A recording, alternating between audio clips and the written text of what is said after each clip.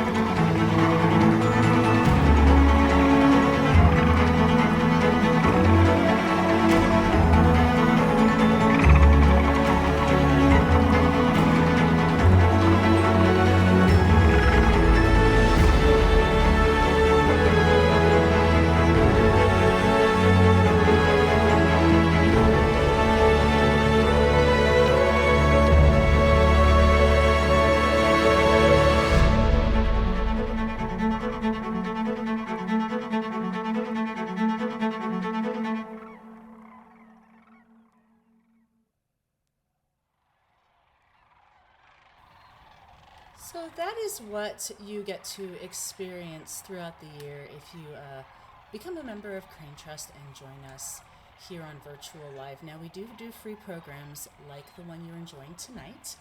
However, during Crane season, we have 50 programs, 25 in the morning, 25 in the evening. They are members exclusive, but they bring the roost to you no matter where you are in the world. And speaking of the world, we do have some exciting places on our map tonight brought to you by you all. Thank you so much for joining us. From places so wonderful as Arvada, New Zealand, Trotwood, Ohio. We have Grand Island, Nebraska, Western Nebraska, Oregon.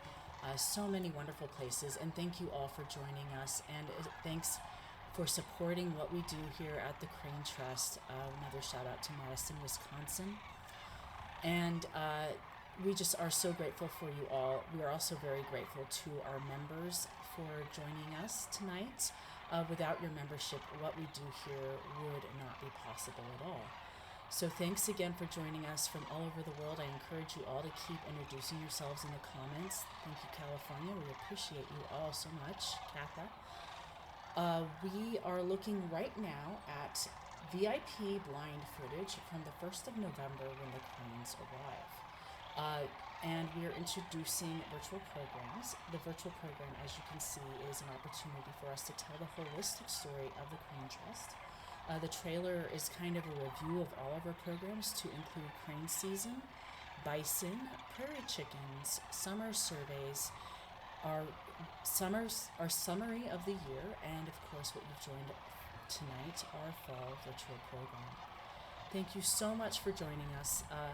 I want to once again let Eleanor and Emma introduce themselves. Would you mind telling us both what fellowship you're both a part of?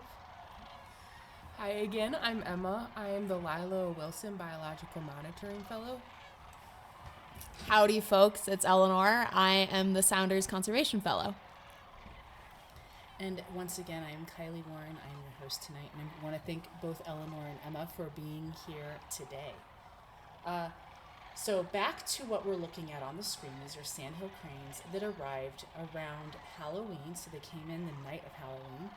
And I believe, Emma, you were here that night, correct? Yeah. And Eleanor, you were both here. And so I was driving back from Wisconsin, very excited to get in the blind. And this is footage from November 1st. So this was our first morning out with the Sandhill Cranes. And if any of you are familiar with our program, you're probably aware that this is kind of late for the Sandhill Cranes to arrive. We've had a very warm fall, and fortunately, we have not gotten to enjoy our cranes as early as the middle of October. They did come in late, so we're still seeing cranes pass through, but what we're seeing at the moment is that they're staying for a few nights and they're moving on, so we are not sure if, like in winters past, it's a recent history, we've had cranes stay pretty late into the fall and even into early winter, and then move on, and some years we've even had them overwinter. But hello, Kiana, special shout out. She could probably reiterate the history of the fact that in the past, like we're talking maybe a decade ago, it was not customary for Sandhill Cranes to stay in great numbers. So what we saw last year was a historical anomaly since we've been tracking this migration. And then Bethany will have a wonderful update for you on our website through a blog article if you're interested in reading that. I'm going to just reflect on that really quickly. Please enjoy this footage.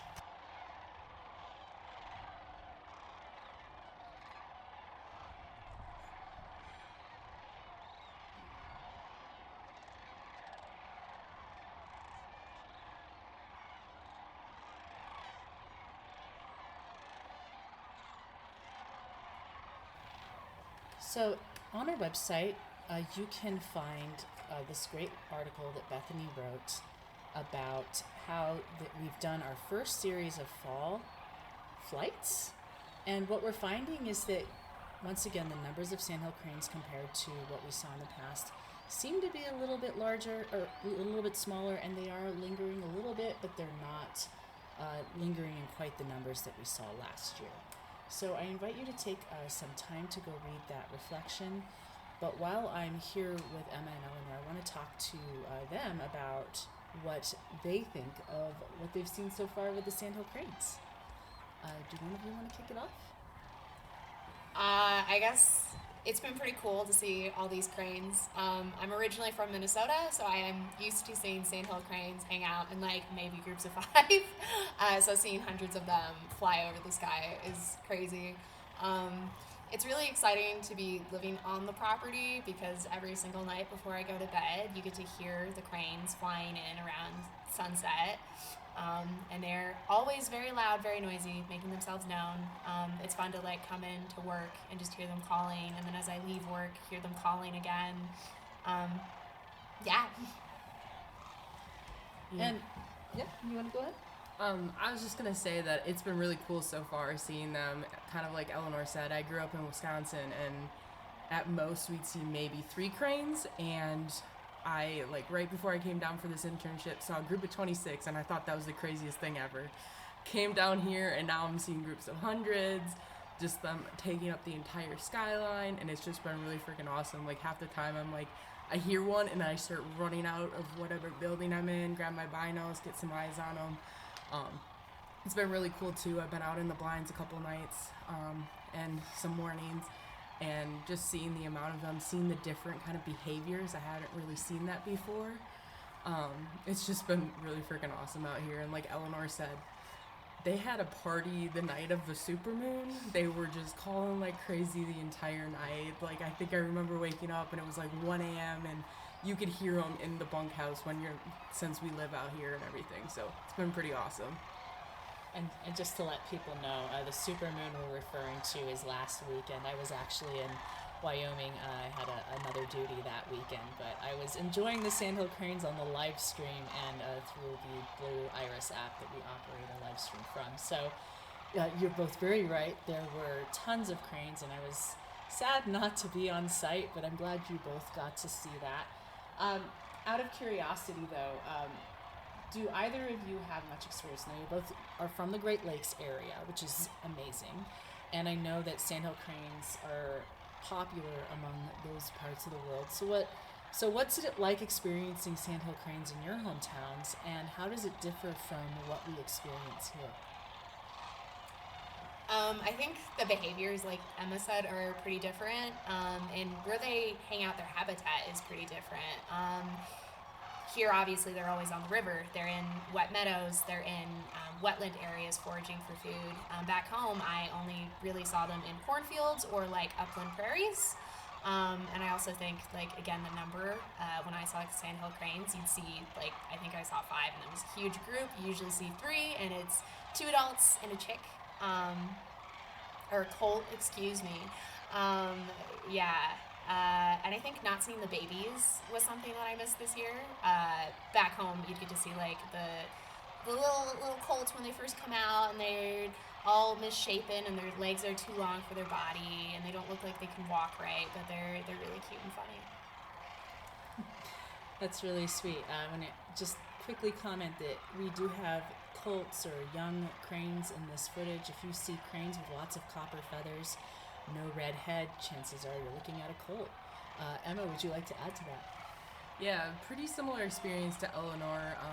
Cornfields were definitely the one place that you would always find the cranes. I could always count on just looking out into one of those fields and finding them. I always found it fun. There was one family that came back every single year to the exact same spot, and they always would have a baby, and I got to see him all the time. He was super cute, red chick, and of course becomes cold. And I always had fun, always trying to search for them, see where they're at. They stayed in the same area for the most part. But yeah, seeing the behaviors has been a really cool thing. I've seen them jump up, kind of like you're seeing in the video, and the one morning I was watching them, one jumped up and ended up kicking another in the head. So I just felt it's really funny. They seem like little toddlers at times, just messing around with each other. And I think what's really interesting about much of the footage we're looking at tonight is that many of these cranes, and please, if you're a better expert than me, let me know, but they look to be greater Sandhill Cranes. They have those longer beaks. They have a longer stature, a taller stature. And if you join us in the spring, we'll look at footage of lesser and greater Sandhill Cranes next to each other, and you'll get to see that real size difference. Do either of you have a favorite behavior while we're looking at some of this behavior footage? So I haven't seen mine yet, but there's one pose, and I guess I say it's called the crane pose, where they stick out their leg, and it's usually kind of like underneath their wing. You can kind of check it out too. There's a post today that has a picture of it on Instagram and Facebook, but I thought that pose was the funniest thing ever. They're just doing some morning yoga, getting ready before they fly off river. I haven't seen it in person, but I really like it when they pick up sticks and then just throw them in the air. I don't know why they do that, but it's really silly. I don't know if they're like, oh, this is food, or they're trying to move things to find food, or if they're just bored and want to start throwing sticks around, but it's pretty great. And it's really fun. We just had a a reel where you mimic some of the cranes. Go watch our Facebook page and look for some of those reels, as well as Emma's wonderful photography from today. So we're about to transition to another segment of Sandhill Cranes, and then we're going to get on to our Weeping Crane survey. So please continue to enjoy the footage, ask your questions in the comment, and thank you so much for all of your wonderful introductions. We're here until 7:45, and then at 7:45 we'll kick in some bonus material. We'll be right back.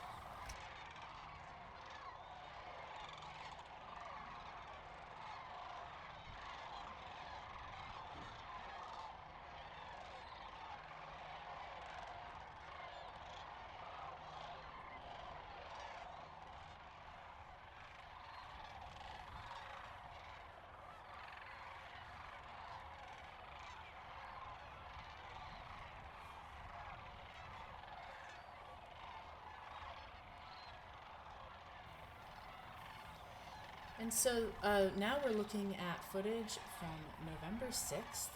This was the morning after the election. And I believe, Emma, you were out this morning as well, right? Mm-hmm. Correct? Yep. And we're going to just continue our conversation about Sandhill Cranes really quick. We do have a question about the bison. Fiona, I will get to that right as I'm done asking questions for Emma and Eleanor.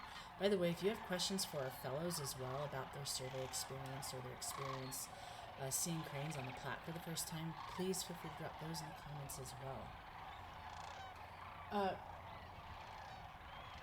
Really quickly, do either of you find anything particularly extraordinary about seeing cranes here in the fall, and what do you expect for spring? All I can say is I'm super excited for spring. If what I'm seeing currently is going to be like probably quadrupled, I can't wait to hear that, to witness it firsthand. Yeah, I'm super excited for spring. And then why would Richard? Yeah, I guess I'm also excited. I cannot picture how there can possibly be more cranes on the river, but I guess there can be more cranes on the river. So I don't even know how to comprehend what spring is gonna look like. So we'll find out. And one of the reasons I was hoping to wait for the question on cranes and bison, cranes and bison have been interacting a little bit this spring, or this fall, and we've seen the bison and the cranes fly into the bison pastures. However, we did have to move our bison this fall, correct? Yep, we did. And how are the bison? I'm going to ask you, how's Wiley? Wiley is doing good. He is getting big and is filling in, and he is very much enjoying grazing around his pasture, and the bison our main herd has gotten close to where he's held, so he's gotten to see some of the other big bulls that he should hopefully turn into at one point. So it's been kind of cute to see him interact slightly with them now too. Yeah, he's a bottle baby. Like, you can tell he was raised by people. Because when I went out there to go check on his water, like, the herd's right there, and he's never seen, like, this is the closest he ever getting to another bison. He just doesn't care. All he's doing, he's, like, grunting at me and, like, coming towards me. He's like, oh, do you have my bottle? Do you have my food? And he's, like, suckling on my calves, my clothes. He's just all over me. Yeah. Thankfully, he's been more gentle since we've stopped bottle feeding him. Before he would, like, really push me around, but now he's a little bit nicer. Yeah, the bison have been amazing, and if you look back, I think one of our recent Wildcam Wednesdays had a shot of cranes flying out of the bison pasture. We've since moved the bison back to the pasture, to the main pasture, so if we get an opportunity to feature the bison on the live cam, we will. We can sometimes turn it into that pasture, so please consider becoming a Crane Trust member so you get 24-hour access to that virtual camera. And you may very well see bison on the screen. We did have another question. Do all participate in the Crane County flights? So far this year, since we're doing the fall aerial surveys, we've been able to go up. Currently, I have. Eleanor is still waiting. We've had some patterns of really high winds and some not so great weather to do the counts. So Eleanor's still waiting, but I know she's gonna get up there so sometime. Eventually. So yeah, that's kind of a little step in for Eleanor, I, and some other members of the Crane Trust to get a chance to go up, kind of experience it, and then maybe we'll see about fall or our spring surveys. But yeah, we're just hanging out, having fun, trying to learn some stuff, and be ready if we're asked to help out during those other flights. And then I have a question for our guests, but I also have a question maybe for our audience as well, and it's the same question. Would you all encourage others to come and visit the Cranes this spring, and if so, why? I can just say, just excluding the Cranes, I mean, to me, I think coming this spring would be awesome just because the landscape is so gorgeous. I think about Mormon Island. It's one of the biggest continuous tracts of wet meadow habitat in the Central Platte River Valley, and it's a smaller piece of land, but it's gorgeous. We have the bunker blinds where you can stand on top of it and just look out over the landscape, and like to be up there at like sunrise or sunset, where like the sunsets and sunrises here are the most beautiful I've ever seen. Like, you cannot beat a prairie sunrise or sunset, and to see that over like this gorgeous wet meadow habitat is amazing. And I can't imagine seeing it full of lovely cranes hopping around and making lots of noises. Yeah, I would agree. Honestly, like I've said before, just seeing the amount of cranes that I'm currently seeing here, and I'm just enjoying it. Like, I'm literally in awe each time I go out to the blinds, and I see something different each time and pick up on the little behaviors they have. Definitely, after growing up somewhere where I would only see a couple and to see so many, and just to hear them, I think it's just going to be an amazing experience. And then on top of it, besides the cranes coming through, there's also going to be other birds as well migrating through at that time. So honestly, it's a birder's paradise to come here and just hang out and see what you can see at the time. So definitely would recommend.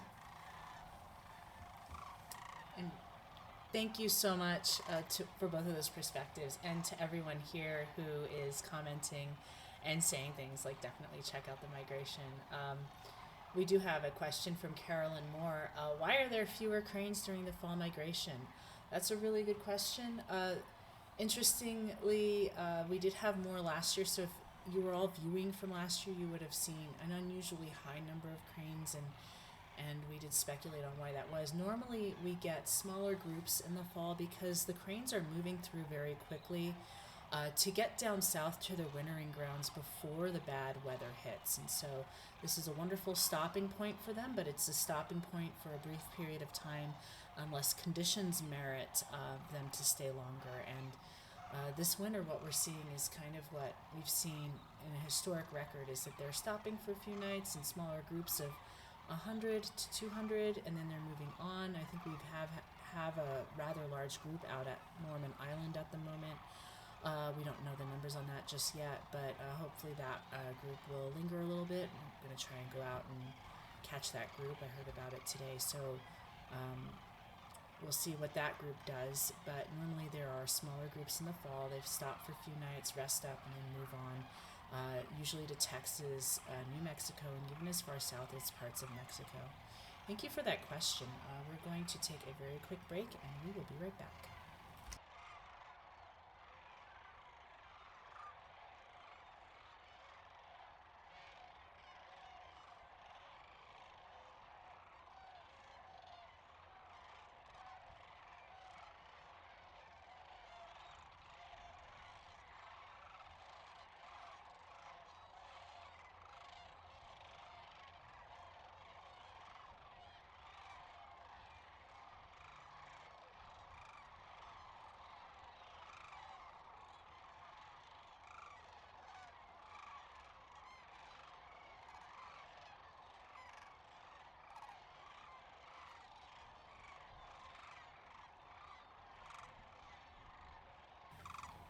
Okay, we are going to go into the whooping crane segment of this evening. And one awesome thing that our camera allows us to do is see what is going on in the river. So this was, I think, last Wednesday night. I was just toying around on the camera and I saw this view. And you'll see here in a minute what happens.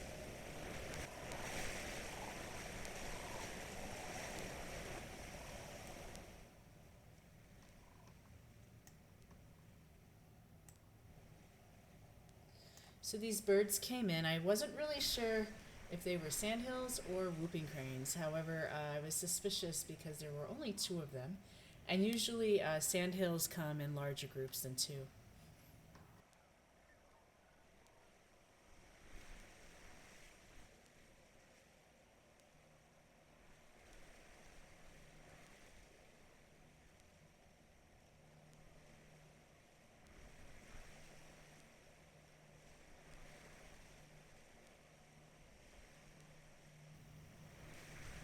So we verified that they were whooping cranes. I let the team know, and we rushed out to the public blind, which is where they parked. Emma, and you went with me, correct? Correct, yeah. And Eleanor, were you there as well? I showed up eventually. Yeah. So we got out into the public blind, and this is what we saw with our cameras. Any particular thoughts of that night? I honestly thought it was really cool because we had been doing some other whooper stuff and we hadn't seen any currently on this segment of the river, so it was really exciting to finally get a survey right here and see them using the river, because also that kind of just helps lead to the fact that what we're doing is giving them some different habitat and they liked it enough to come visit. So Yeah, I think it was super cool to see them close to property. I think earlier that day or within that week, we've been chasing a bunch of whoopers around that were closer to 45 minutes to an hour away.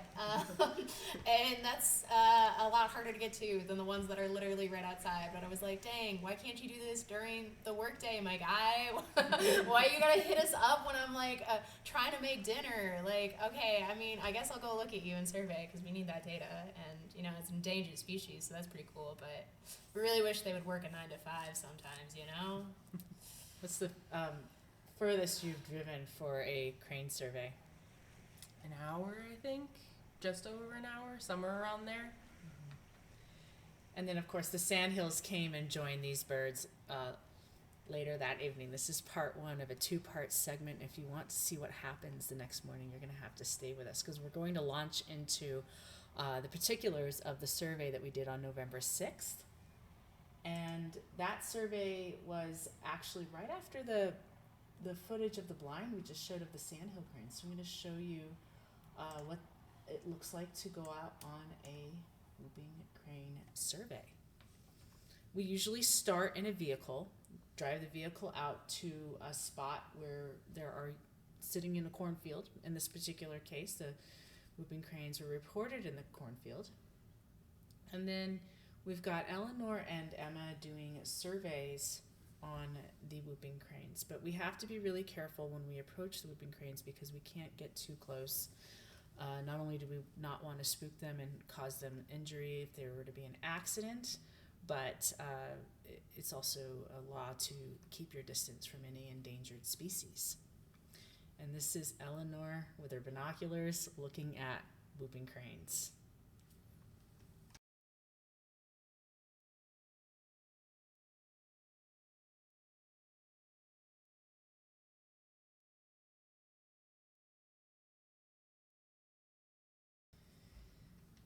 And so, out of curiosity, how many surveys do you think you both did?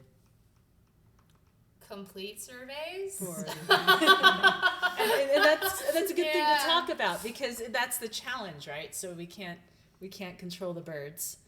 But yeah, definitely. How many do you think you did? I mean, you complete, incomplete, either way. So I was looking through it earlier today, and we completed 6 full surveys. And then we probably, in total, it's probably at least 10, 11, something around there. with incomplete surveys, we had one tricky group, and of course it was one of the further away groups where we drove an hour to go do this survey.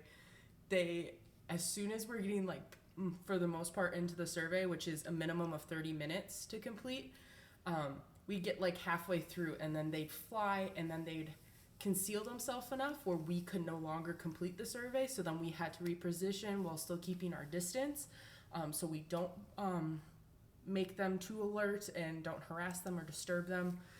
But this one group gave us a run for our money, and it was the last-ditch effort of Eleanor and I heading out to try one more angle to find these birds, and that's when we were finally able to get a full survey done. But they flew off with 2 minutes left to one and maybe 5 to another. So, but yeah, a lot of incomplete ones. And so this group flies off, and on this particular day, we were able to track them to our photography blind. And so we went out and found them back on the river. And can you both talk about what are we looking for when we're doing these surveys?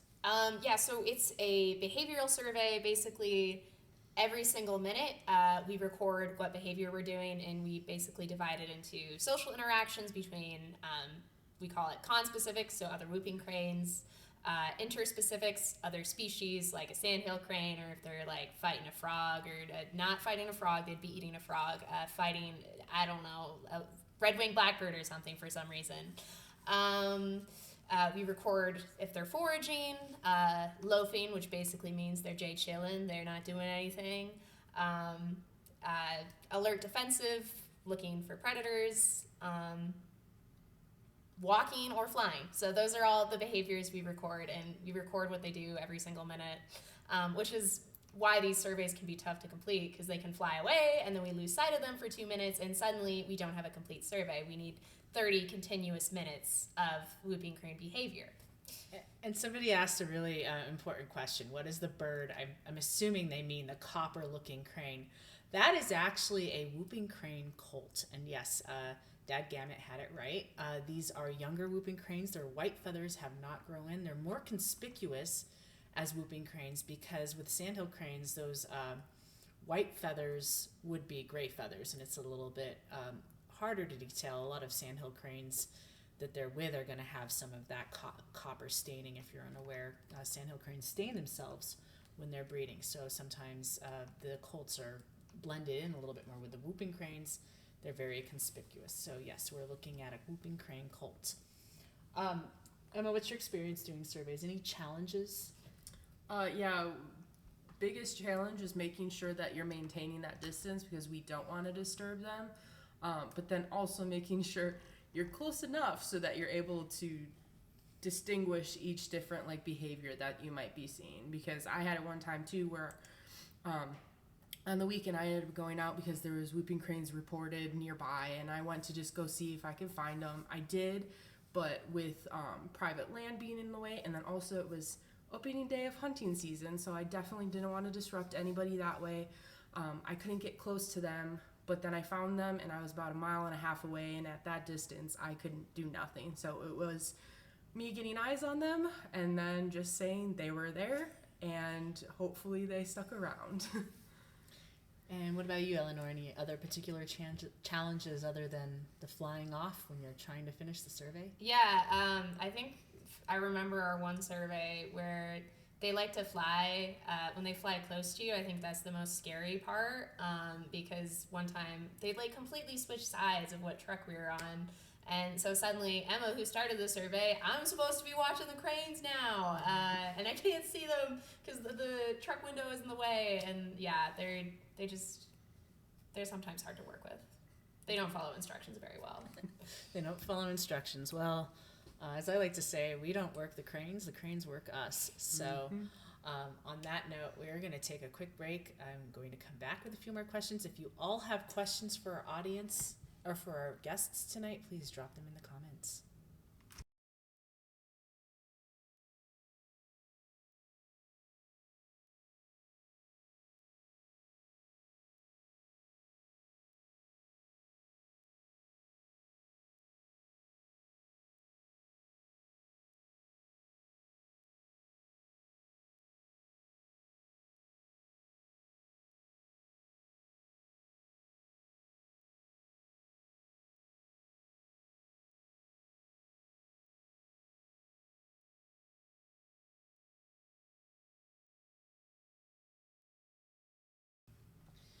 And we're back.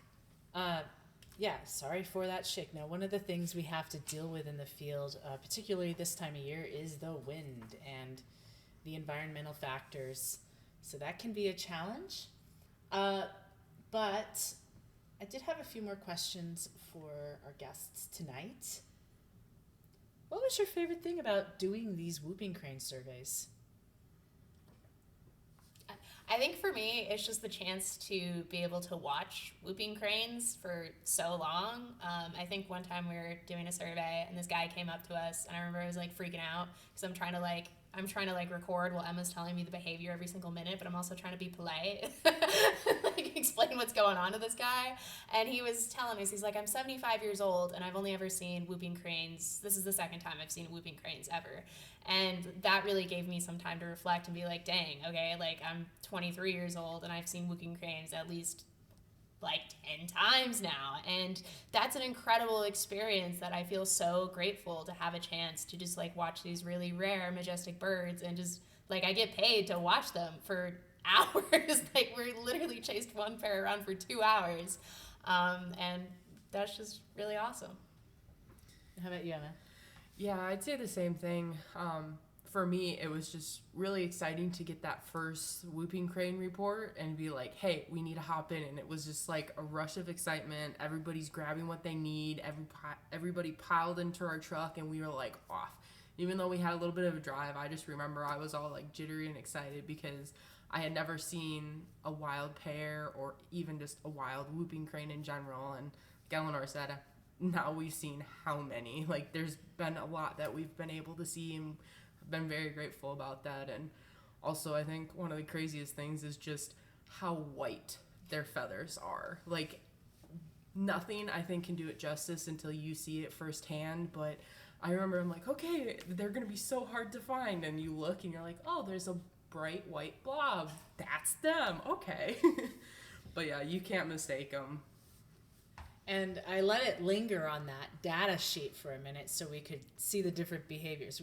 Do you want to review them? I think there's loafing, which is maybe, are any of these birds loafing that we're looking at right now?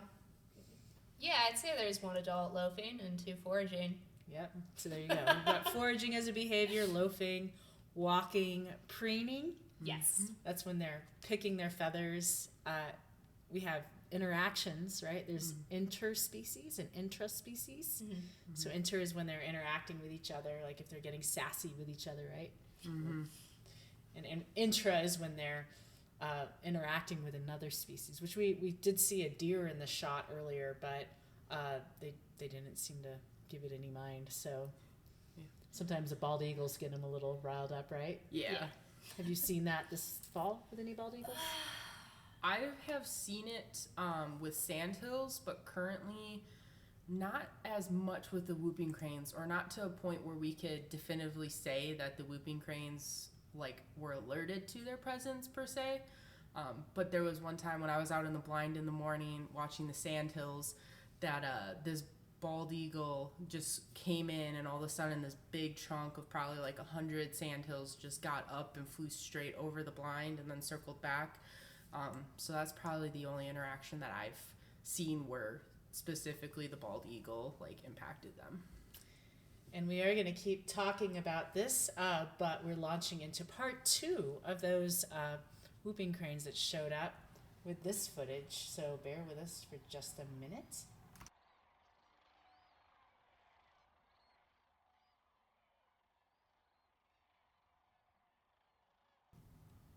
So this is the next morning, and I have to have a special shout out to Matt Urbanski. We were all in the blind that morning, and Matt was helping with the wider shots. So thanks, Matt, for helping, and it was kind of fun because we got to get some dancing. I'm going to point out one of his shots here in a minute so you're all aware, but these cranes started dancing first thing in the morning, and it was fun to have 2 perspectives available.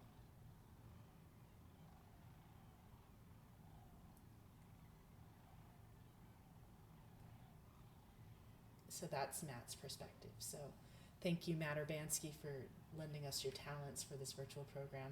He is not with us tonight. He is off to Omaha, but we will see him again starting Monday.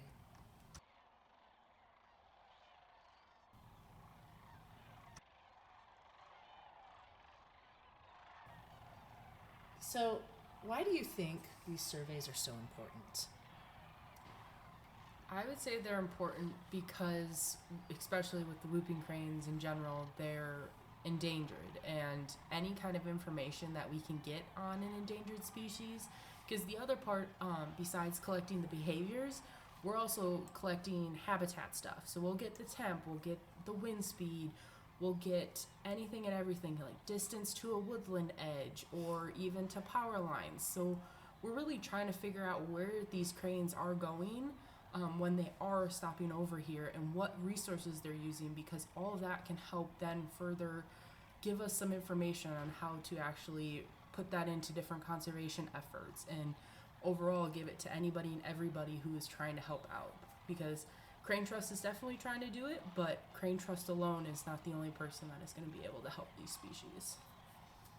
Yeah, I mean, what Emma said about the habitat data is really just so important. When you are dealing with endangered species, like 9 times out of 10, endangered species are endangered due to habitat loss, or their situation is exacerbated by habitat loss.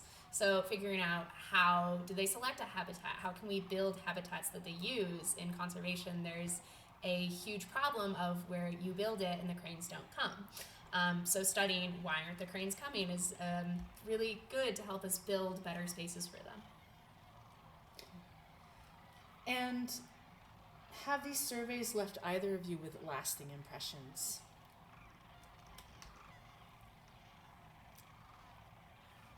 I would say so. It's been really cool to see these kind of birds and see how big they are, and just kind of see some behaviors in them that the sandhills do as well, but it's just, I don't know, it's different. There's really not too great of words to describe it, but it's really cool, and in general, it's always great to say that you've in some way helped out with an endangered species, because that's kind of why I came into this career field, was to hopefully and eventually work with some. So it's really cool to say that even though I'm not hands-on with them, I've been able to watch and give some data into this big database on whooping cranes. Thank you both. Just so you're all aware at what we're watching that morning with the whooping cranes and the Sandhill Cranes. They're definitely a little bit of, I think, some interspecies there in that shot when the sandhills are flying off and the whooping cranes maybe not sure what to make of it. So this was a really fun morning to kind of get an opportunity to see both species on the river together. We did have a audience question. Did we hear the whooping cranes during the surveys, and how different are their sounds from the Sandhill Cranes? That's a really great question. So I think we heard them on that first one where there was the colt involved, when they were in the cornfield, and then when they went onto the river. I think at one point, right as they were leaving the river, they made some calls. And then there was one survey that I got hooked into that they ended up doing this whole vocalization, which I thought was the coolest thing ever. They were actually, I think, at least my interpretation is they were calling and talking back to the group of sandhills that were flying over. So for me, I could kind of tell the difference. I could hear the sandhills, and then I could physically see and hear the whooping cranes closer. But I thought that was a really cool experience, and was really excited that they decided to do that, and they just hung out on the river after. Yeah, I think I've just heard them doing flight calls while they're moving from a cornfield to another cornfield, and making us start our surveys over again. They sound very similar to sandhills. I don't know how to describe it in words. It's like a je ne sais quoi about a whooping crane call that's like less loud, but that may just be because when you hear sandhills, there's like 5,000 of them screaming, and when you hear whooping cranes, there's like 2. But yeah, I guess to me that's the main difference I noticed. And we had a comment. Thank you for that comment about the color setting. So this morning was kind of interesting. The lights in the morning is always changing very fast, and sometimes, depending on your angle, you get a little bit of a mistier view if there's a little mist in the air, and then sometimes it clears out. So it was a really interesting morning that morning, and we definitely had fun in the blind. This was a fun moment because the Sandhill Cranes were creeping up on the Whooping Cranes. I believe Matt and I were interchanging on some of this too, and so it was kind of a moment of anticipation to see what would happen when when the Sandhill Cranes get to the Whooping Cranes. And you're going to see in a moment what the Sandhills decide to do, and it's kind of funny. So while this visual story is wrapping up, do either of you have anything to add to your experience monitoring Whooping Cranes? And audience, you can ask final questions for Emma and Eleanor now.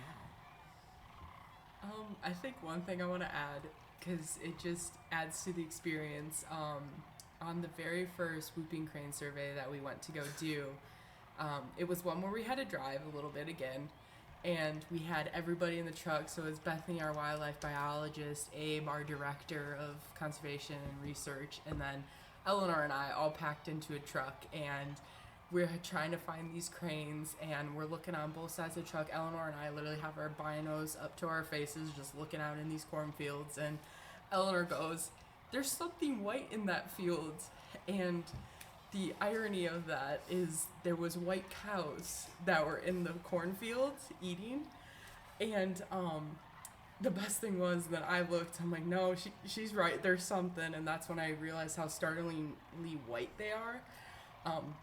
But it was just hilarious that they were in there, they were white, of course, since they're Whooping Cranes, but then there was white cows as well. So that was a good joke that we have, and kind of continues to run and makes me laugh every once in a while. So we time-lapsed that footage so you could see what the Sandhills did when they came and encountered the Whooping Cranes. Yes, that is the same pair of Sandhill Crane or Whooping Cranes that we've been looking at. Eleanor, would you like to add any of your last thoughts? Yeah, I guess I just like to say how grateful I am to be able to see these like cool rare birds and be a part of their story and be a part of preserving them. Yeah, it's an awesome opportunity. All right. So we're going to look through the comments really quickly and make sure that we got all of your questions answered.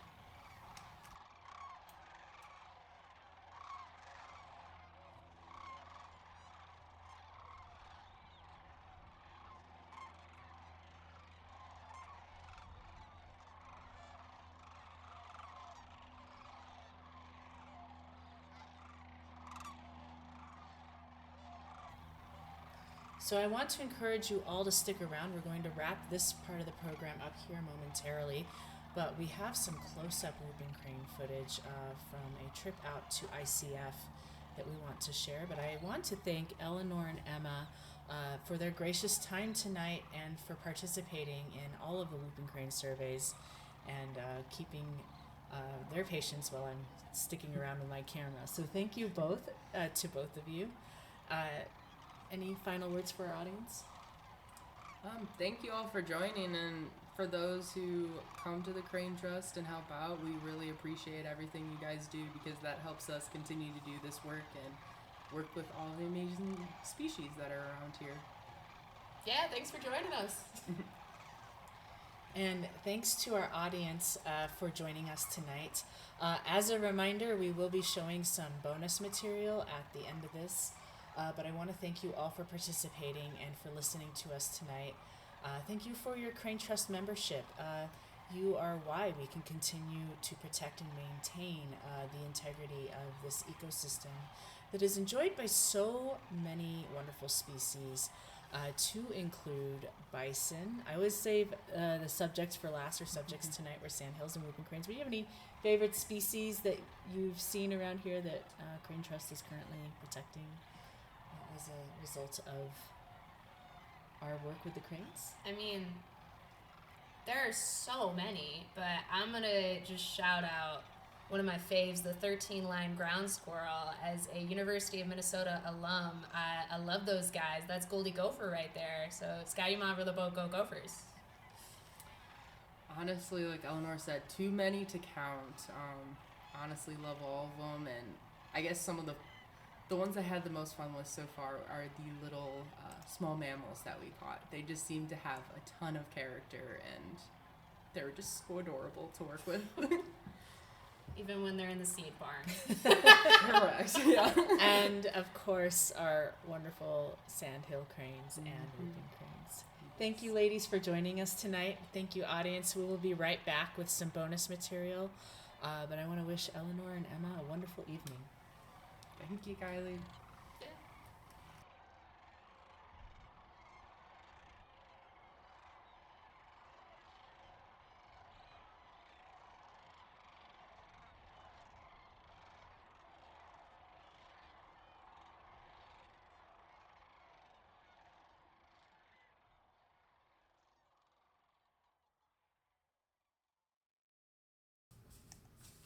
So, as promised, this is bonus footage. And this bonus footage is brought to us from ICF, International Crane Foundation. International Crane Foundation.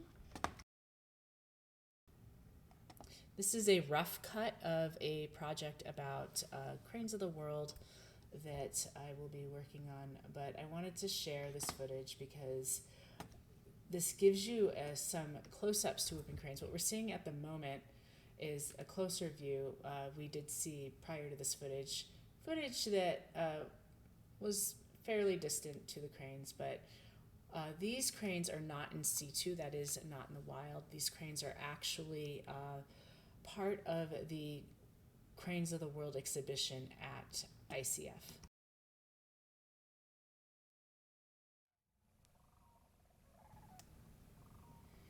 And you can really get right up close to them because they come close to the barrier where I was standing to get this footage.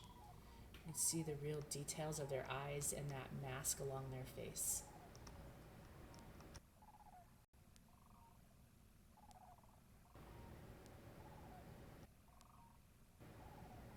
It is very hard to get this kind of footage in the wild. I saw someone give a shout out to Michael Forsberg, and of course, if you go check out his book, he has had quite a bit of patience and luck to get this kind of content in the wild. It's much harder. And it's also hard to track them when they're moving, when they are this close, especially if you're working with a long lens. But these two cranes are part of the ICF exhibition on whooping cranes, and it's one of their premier exhibitions. And sometimes they have talks there to tell about the birds. I have this great photo of Andy Caven standing in front of this exhibition.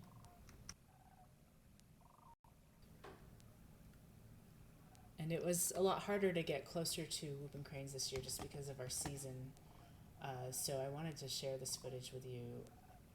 I've never been this close to a whooping crane in the wild, so just to make that clear.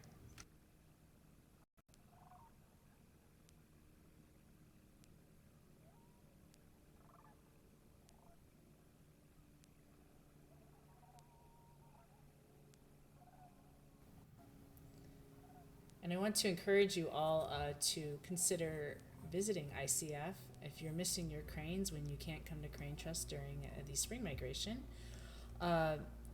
Definitely, I kind of messed that up. Basically, if it's not spring and you're not here, but you're missing your cranes, you can go to ICF and see all the cranes of the world in their exhibition.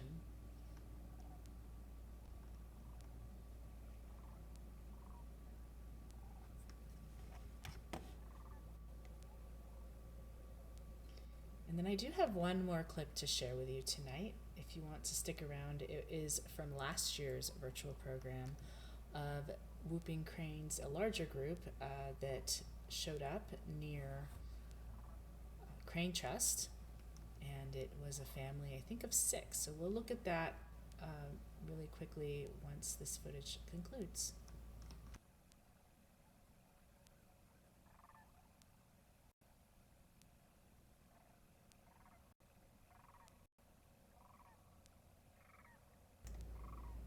You can see that whooping cranes really do love the water, and so they're prodding around in this water, picking out food.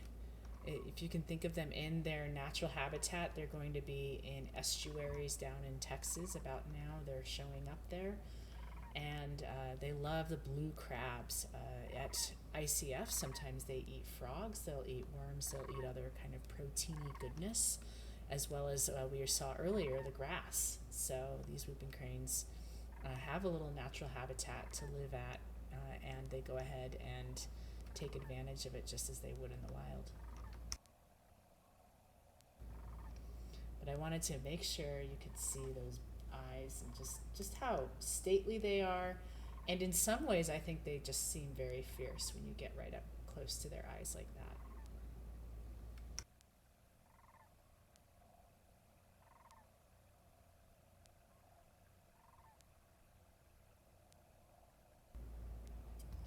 And this is just a little teaser from last fall's virtual program as a bonus material for tonight. So if you were not with us last night and you did not see this, I just wanted to share it. It was a fun night.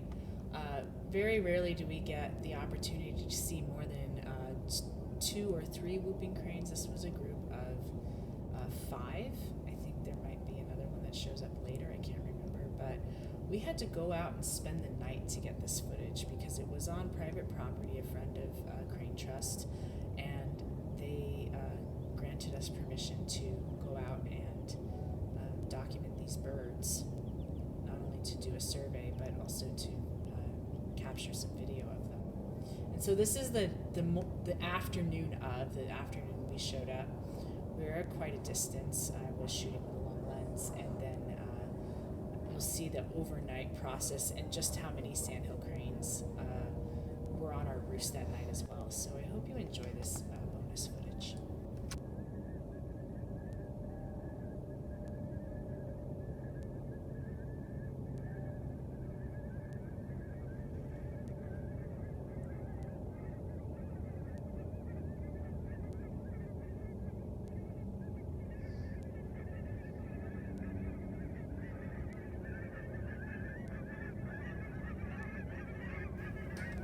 And yes, one of these birds is a colt.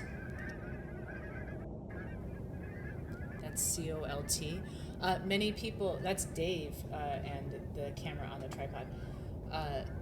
Many people are aware, cranes are actually named after the nomenclature of horses. So they would call male horses roans, or male cranes roans, and female cranes, I believe, I don't know if they used mare, but if you were thinking like colt, that's why we use the word colt, because that's named after horses. Cranes are named after horses in terms of their gender and their age.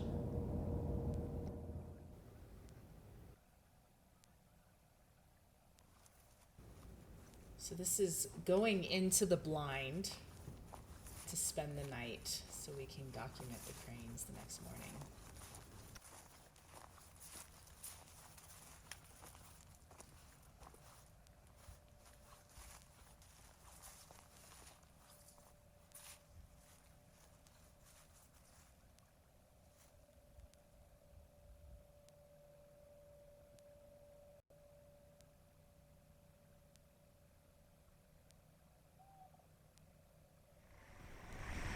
This is our live camera that night with the moon setting and the moon Sandhill Cranes on the roost.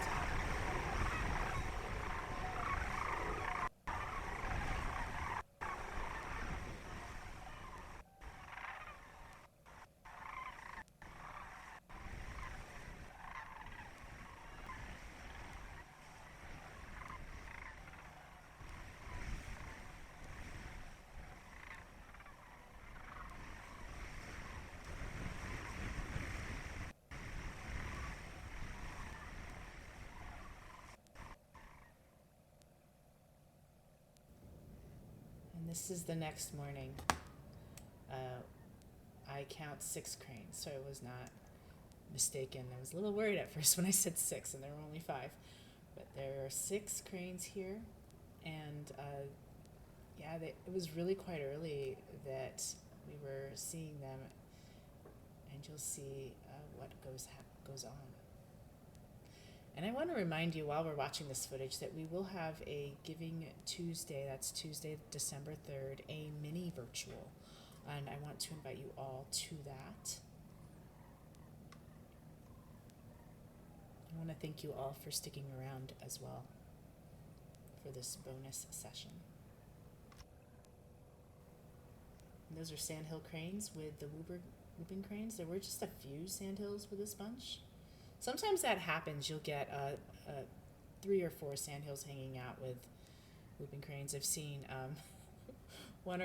one Sandhill with whooping cranes, and I've seen behaviors where the Sandhills almost a part of the family or trying to be, and sometimes the whooping cranes are patient with them, and sometimes the whooping cranes will fly off and leave a Sandhill behind to trail behind, and it's kind of interesting how the 2 species interact at times.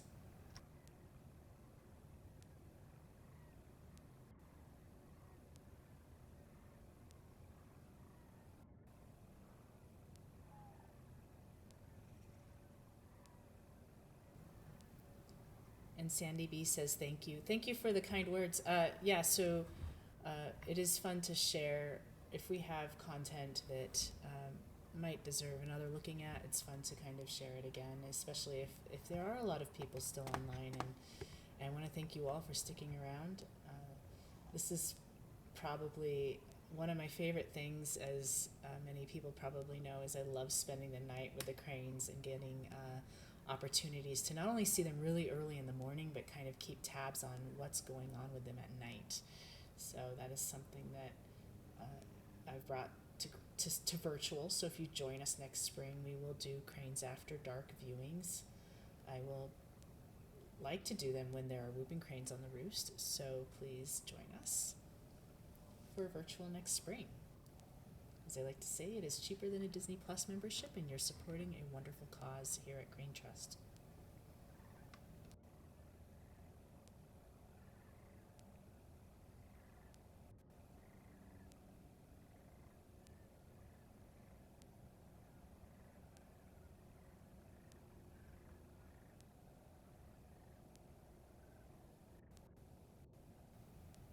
You can see in this shot just how much taller these whooping cranes are to the Sandhills. And these may be lesser Sandhill cranes, actually, now that I think about it. Or that intermediary, what they call Canadian Sandhill cranes. Kiana, if you're still on, you're the worldwide expert on this. Please let me know if that's right. And a special shout out. Some of my earliest knowledge of cranes came from Kiana, so thank you for that. We've got pelicans as well on this roost, and cows in the background.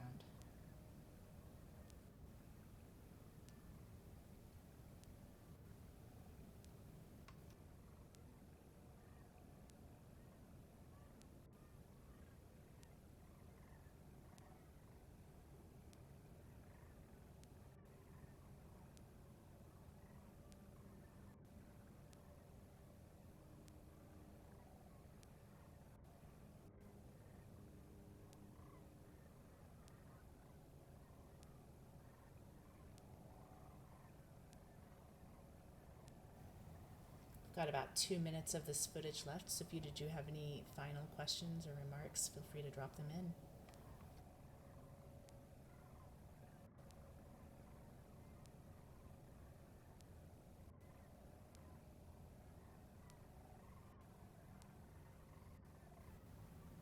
And thank you, Sue, for your kind words as well. Thanks to everyone for their participation and their kind words. And their feedback. It is how we make the program stronger. So if you have feedback for the show, you can drop it in the comments, or you can email virtual@cranetrust.org.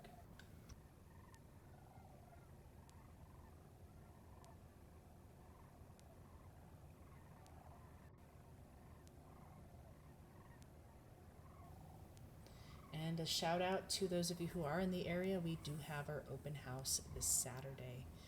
More information on that is on YouTube. That's a Crane Trust open house. So I hope to see some of you there. I want to once again thank Emma and Eleanor for being here tonight. I want to thank Matt Fong for supporting the program with all he does.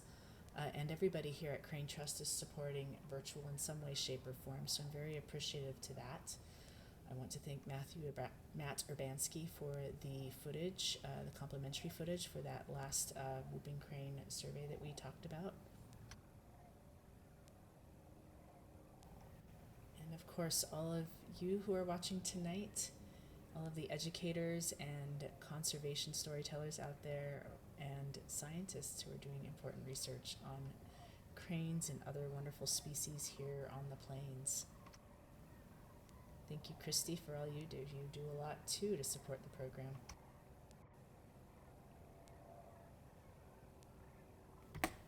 So we'll put up one last slide. It is the announcement for our next program, and thanks again for all you do to support Virtual and the Crane Trust.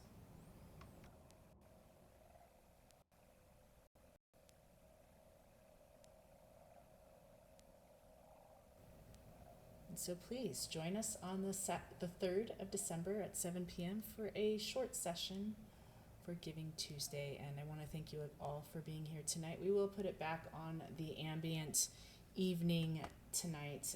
It is dark out there, but you can hear Sandhill Cranes in the background. Thanks again for being here. Thanks for being Crane Trust members to those of you who are, and I hope to see you all on the 3rd. Thank you very much, and have a wonderful evening. This is Kylie Warren, signing off.